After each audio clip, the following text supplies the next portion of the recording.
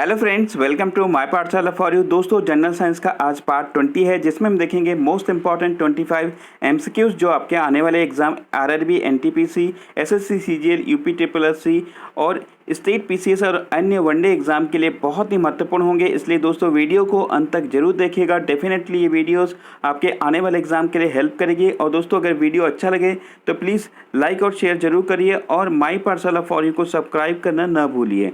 और दोस्तों, अगर फर्स्ट टाइम विजिट कर रहे हैं तो प्लीज़ बेल आइकन को जरूर प्रेस करें ताकि आने वाले वीडियोस के नोटिफिकेशन आपके पास आ जाए।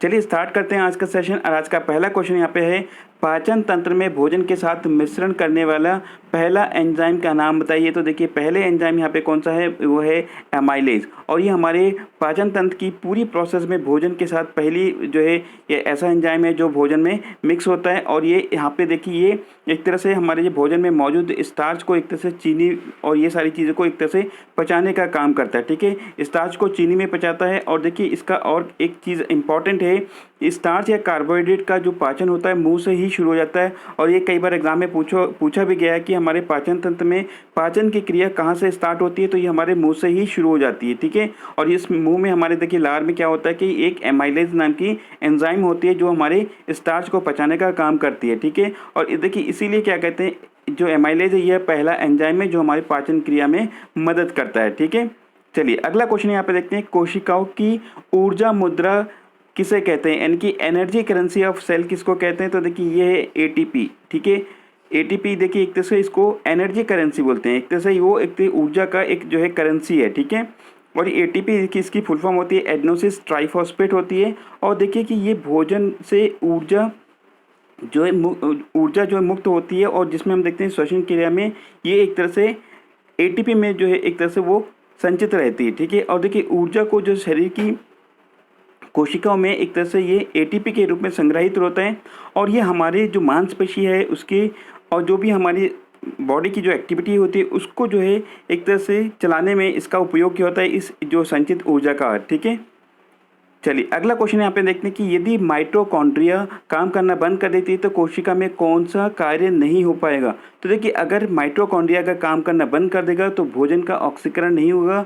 और इससे क्या होगा कि जो एटीपी हमने बात किया था कि एटीपी में एक तरह से ऊर्जा के रूप में वो संचित नहीं होगा, और हमारे जो शरीर का जो सारा कामकाज है वो एक तरह से क्या होगा, वो बंद हो जाएगा। ठीक, इसलिए माइटोकॉन्ड्रिया बहुत ही इंपॉर्टेंट चीज़ है जिसको ऊर्जा घर भी कहते हैं। ठीक है, चलिए अगला क्वेश्चन यहाँ पे देखते हैं, जब शुद्ध जल में डिटर्जेंट डाला जाता है तो पृष्ठ तनाव क्या हो जाता है। तो देखिए पृष्ठ तनाव क्या होता है, तो इसमें पृष्ठ तनाव घट जाता है। ठीक है, तो शुद्ध जल में अगर डिटर्जेंट को डालेंगे तो उसका जो पृष्ठ तनाव है, इनकी सरफेस टेंशन वो घट जाता है। ठीक है, अब देखिए कि डिटर्जेंट होता क्या है, जिसको हम कहते हैं हिंदी में अपमार्जक। तो देखिए एक तरह से एक सर्फेकेंट होता है, और जिसे हम देखते हैं जिसके तनु विलयन में हम देखते हैं सफाई करने का काम होता है। ठीक है, यानी कि उससे एक तरह से जो हमारी कपड़ों में गंदगी होती है वो सारी चीज़ निकल जाते हैं। और देखिए ये एक तरह से जो मोस्टली क्या होता है, ये एल्किल बेंजीन सल्फोनेट होते हैं, और एक तरह से ये साबुन के समान होते हैं, किंतु ये कठोर जल में साबुन से अधिक ये विलय होते हैं। और देखिए इसको हम एक तरह से धुलाई के कार्य में इसका प्रयोग करते हैं। ठीक है, डिटर्जेंट या अपमार्जक को। ठीक है, चलिए अगला क्वेश्चन यहाँ पे हम देखते हैं, यहाँ पे आलू, टमाटर और बैगन तीन अलग अलग प्रजातियां हैं, लेकिन सभी किस जीन से संबंधित हैं। देखिए ये तीनों अलग अलग प्रजाति है, लेकिन इसमें एक जीन इनकी जो समान है वो है सोलेनम। ऑप्शन नंबर ए यहाँ पे करेक्ट हो जाएगा। और देखिए कि यहाँ पे सोलेनम फूलों के पौधों की एक बड़ी और विविध जीन्स है, जिसमें हम देखते हैं कि ये तीन चीज़ें शामिल होती है, आलू, टमाटर और बैगन। अगला क्वेश्चन है, वायुमंडल में गर्मी का क्षैतिज यानी कि हॉरिजेंटल ट्रांसफर को क्या कहा जाता है। तो देखिए जो हमारी हीट है उसका एक तरह से हॉरिजेंटली ट्रांसफर, उसको क्या कहते हैं, उसको कन्वेक्शन या संवहन कहते हैं। ठीक है, देखिए क्या होता है कि जब ताप का किसी अधिक तप्त भाग, यानी कि जो जहाँ पे अधिक भाग है ताप का अधिक, वहाँ पे टेम्परेचर, वहाँ से वो अगर शीतल भाग की ओर यानी कि ठंडा जगह है उधर एक तरह से स्थानांतरित होती है हॉरिजेंटली, तो उसको हम क्या कहते हैं, संवहन या कन्वेक्शन कहते हैं। ठीक है, देखिए इसके अलावा हम देखते हैं कि जो एडवेक्शन होता है वो एक तरह से उसमें क्या होता है कि हम देखते हैं कि जो ताप का जो मूवमेंट होता है वो एक तरह से पूरी तरह से डिजॉल्व हो जाती है, या जो है पूरे किसी लिक्विड में चारों दिशाओं में फैल जाती है, उसको हम एडवेक्शन कहते हैं। ठीक है, तो ये दोनों चीज़ें आप ध्यान रखेंगे, कन्वेक्शन और एडवेक्शन। चलिए अगला क्वेश्चन देखते हैं, परमाणु घड़ी यानी कि एटॉमिक वॉच का परिवर्तन काल किस पर आधारित है। यानी कि देखिए ये जिसका परिवर्तन काल जो हम कहते हैं ट्रांजिशन होता है, ये किस पर निर्भर करता है, ठीक है। तो ये सीजीएम पर निर्भर करता है। देखिए इसमें सीजीएम का यूज़ होता है। इसको क्वेश्चन पे इस प्रकार भी पूछा जा सकता है कि जो एटॉमिक घड़ी है उसमें, एटॉमिक वॉच है उसमें क्या प्रयोग किया जाता है, तो ये भी पूछा जा सकता है। तो ये भी है सीजीएम, ठीक है। और देखिए सीजीएम का जो सिंबल है CS है और इसका जो एटॉमिक नंबर होता है 55 होता है, ठीक है। तो कई बार इस तरह की ये चीज़ भी पूछा जाता है।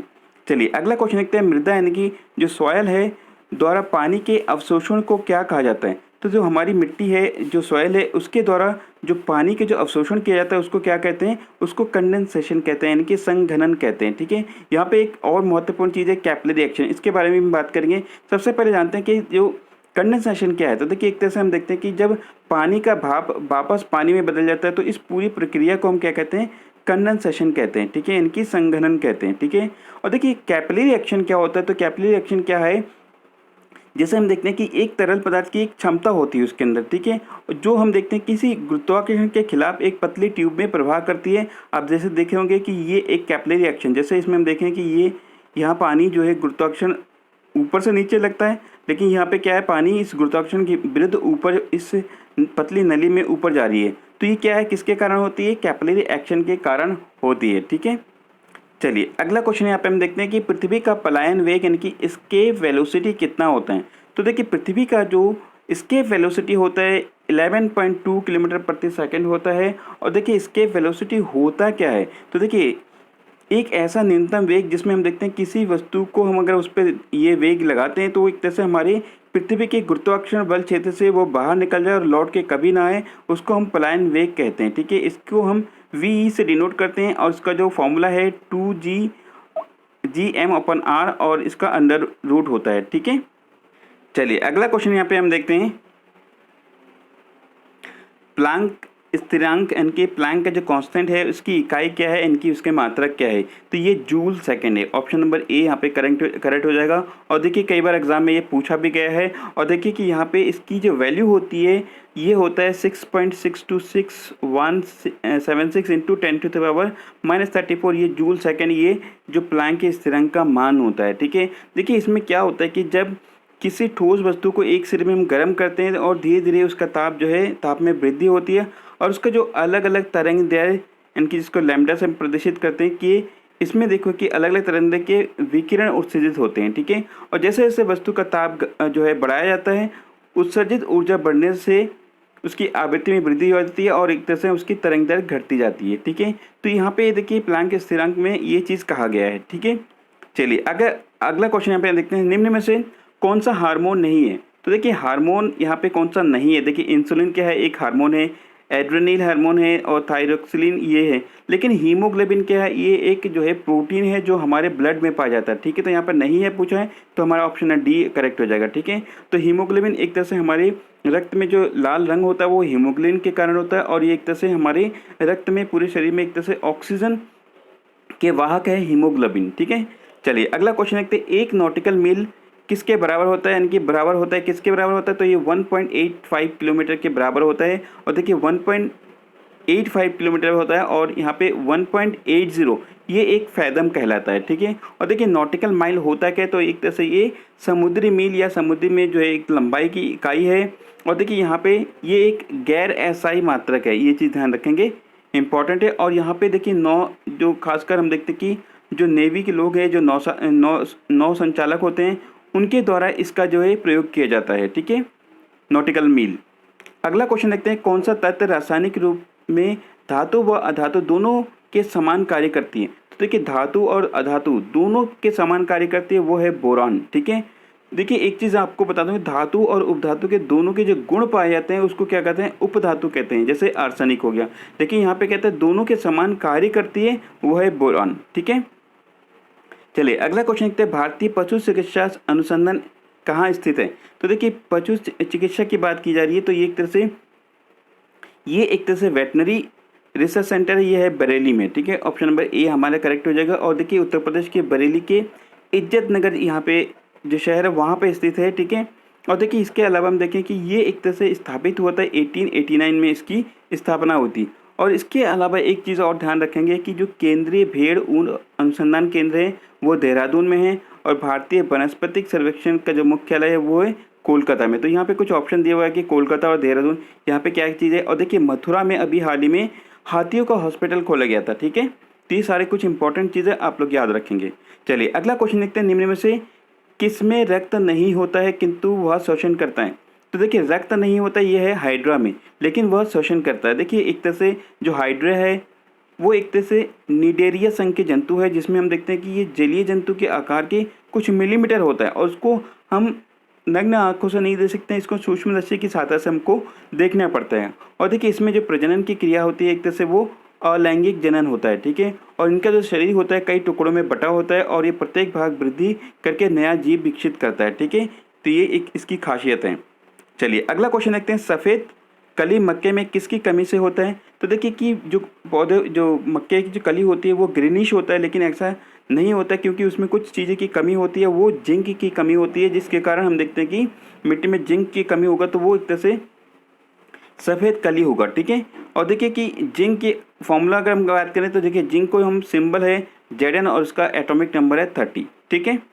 अगला क्वेश्चन है, सेब के फल की आंतरिक कॉर्क किसकी कमी के कारण विकसित होती है। देखिए बहुत सारे ऐसे फल है, ऐसे सब्जियां हैं जिसमें अलग अलग चीज़ों की कमी के कारण अलग अलग उसमें बीमारी देखने को मिलती है। तो देखिए यहाँ पे जो सेब का जो कॉर्क होता है, आंतरिक कॉर्क, उसकी तो वो एक तरह से हम देखते हैं कि ये बोरान की कमी के कारण होता है। देखिए जो कॉर्क होता है, आप देखे होंगे कभी अगर आपने सेब खाया होगा तो इस तरह की चीज़ें देखने को मिलती है, इसको जो है सेब का कॉर्क कहते हैं और ये बोरॉन की कमी के कारण होता है, ठीक है। चलिए अगला क्वेश्चन देखते हैं, अम्लीकरण और नाइट्रेट निक्षालन यानी कि लीचिंग क्या है। तो देखिए एक तरह से ये क्या है, तो एक तरह से ये मृदा में रसायन के रिसाव की प्रक्रिया है। और देखिए अगर हम बात करें कि जो वायुमंडल में अम्लीकरण सल्फर, नाइट्रोजन और कार्बनिक यौगिकों के ऑक्सीकरण का परिणाम होता है और उसके अनुरूप ये एसिड बनते हैं, ठीक है। तो एक तरह से मृदा में रासायनिक जो रसायन के रिसाव की प्रक्रिया है उसको हम क्या कहते हैं, एक तरह से अम्लीकरण और नाइट्रेट लीचिंग कहते हैं, ठीक है। चलिए अगला क्वेश्चन देखते हैं, कोशिकाओं में पाए जाने वाले गुणसूत्र जो सेक्स क्रोमोसोम्स के अलावा अन्य वर्णों के लिए जिम्मेदार होता है उसको क्या कहा जाता है। तो उसको कहा जाता है ऑटोसोम कहा जाता है। ऑप्शन नंबर ए हमारा करेक्ट हो जाएगा।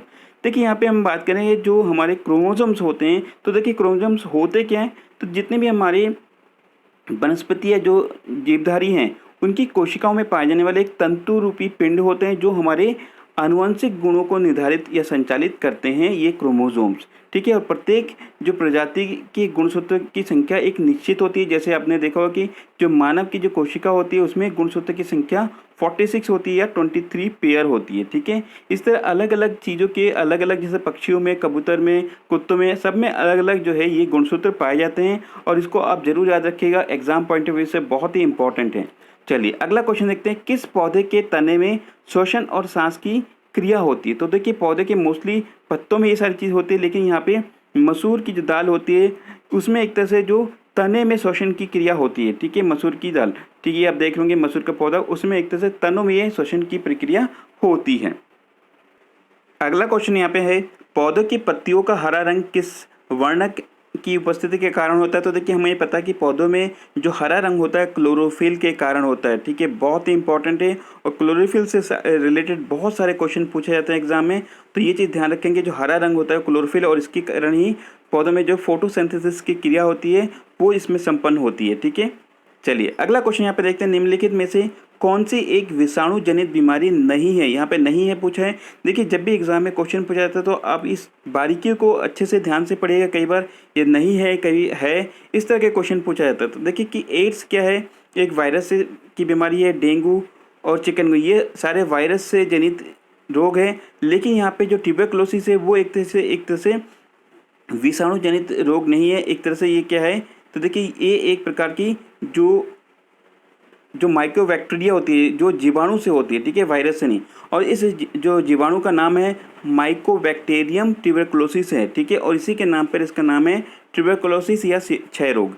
और देखिए इसके सिम्टम क्या होता है कि बहुत ज़्यादा कफ होती है, फीवर होती है, और इसके उपचार के लिए देखिए भारत में एक प्रोग्राम चलाया जाता है जिसका नाम है डॉट्स, और इसका फुल फॉर्म क्या है, directly observe treatment short course इसका नाम है। और इसके उपचार से पूरी तरह से एक तरह से ट्यूबरक्लोसिस यानी कि क्षय रोग को दूर किया जा सकता है, ठीक है। चलिए अगला क्वेश्चन देखते हैं, यदि वस्तु पर लागू कुल बल शून्य हो तो निम्न में से कौन सा कथन सही है। तो देखिए अगर किसी पर अगर कोई बल अगर शून्य होगा तो क्या होगा कि यदि अगर वो वस्तु स्थिर अवस्था में है तो वो स्थिर अवस्था में रहेगी, अगर वो एक समान वेग से गति कर रही है तो एक समान वेग में वो गति कर रहेगी। यहाँ पे ऑप्शन नंबर सी हमारा करेक्ट हो जाएगा। ठीक है, अगला क्वेश्चन देखते हैं, एक खाद्य श्रृंखला में कौन से जीव अपघटक होते हैं। तो देखिए अपघटक यानी कि देखते से वो चीज़ को वो कन्वर्ट कर देती है। तो देखिए इसका राइट आंसर यहाँ पे क्या होगा कि जीवाणु और कवक। देखो होगा आपकी कोई भी चीज़ मृत जीव होती है, जैसे कोई भी सड़े गले चीज़ें, तो उसमें ये जीवाणु या कवक एक तरह से अपघटक के रूप में कार्य करती है। ठीक है, चलिए आज का लास्ट क्वेश्चन है, निम्नलिखित में से कौन जलवायु परिवर्तन के लिए जिम्मेदार है। तो देखिए जलवायु परिवर्तन के लिए एकमात्र चीज़ है ग्लोबल वार्मिंग। और देखिए ग्लोबल वार्मिंग का अर्थ क्या होता है, एक तरह से हमारी पूरे जो पृथ्वी है उसका जो टेम्परेचर है वो बढ़ जाना एक तरह से ग्लोबल वार्मिंग कहलाता है। ठीक है, तो ये सारी चीज़ें आप ध्यान रखेंगे। ग्लोबल वार्मिंग से कई बार जो है ज्योग्राफी में क्वेश्चन पूछा जाता है। ठीक है, या जो हमारे जो एनवायरनमेंट से रिलेटेड ये क्वेश्चन जरूर पूछा जाता है। ठीक है, अब आपके लिए आज का क्वेश्चन है, इस पूरे सेशन के बेस के ऊपर आप लोग इसको कमेंट बॉक्स में जरूर बताइए, एक नॉटिकल मील किसके बराबर होता है। इस क्वेश्चन का आंसर कमेंट बॉक्स में जरूर बताइए। और दोस्तों वीडियो बनाने में बहुत मेहनत लगती है, प्लीज़ आप लोग लाइक करिए, शेयर करिए और अपने स्टडी रिलेटेड ग्रुप में जरूर शेयर करिए। Thank you for watching this video, have a wonderful day ahead.